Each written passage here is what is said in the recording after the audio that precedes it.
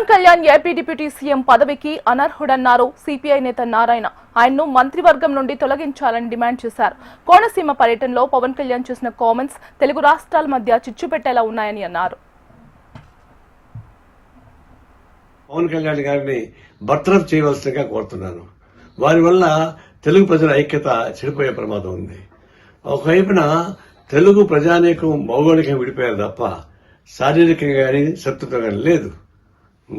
రేవంత్ రెడ్డి ముఖ్యమంత్రిగా ఉంటూ వాళ్ళ కూతుర్ని భీమవరంలో ఇచ్చాడు ఆంధ్ర ప్రాంతానికి. అంటే లేవు కదా. ఆయన గతం చేగువేరా డ్రెస్ వేసుకుని తిరిగాడు, విప్లవాది అనుకున్నాడు, మంచిది. ఆ నుంచి మారాడు.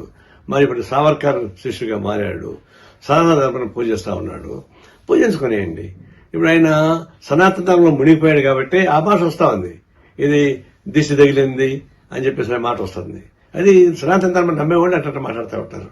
అంటే ఆయన స్వేచ్ఛగా తిరగమని చెప్పండి, సనాతన ధర్మాన్ని పూజాల్సిన తిరగమని చెప్పండి, గుళ్ళు తిరగమని చెప్పండి, హాయిగా ఉంటుంది, ఆయనకు మంచిది. అందుకని రాజకీయ నాయకుడు కానీ తగడు ఉప ముఖ్యమంత్రిగా ఉంటే రాష్ట్ర ప్రజలకు ఉపయోగపడదు కాబట్టి తక్షణం వారిని బర్తరఫ్ చేయవలసిందిగా కోరుతా ఉన్నాను. ఆంధ్ర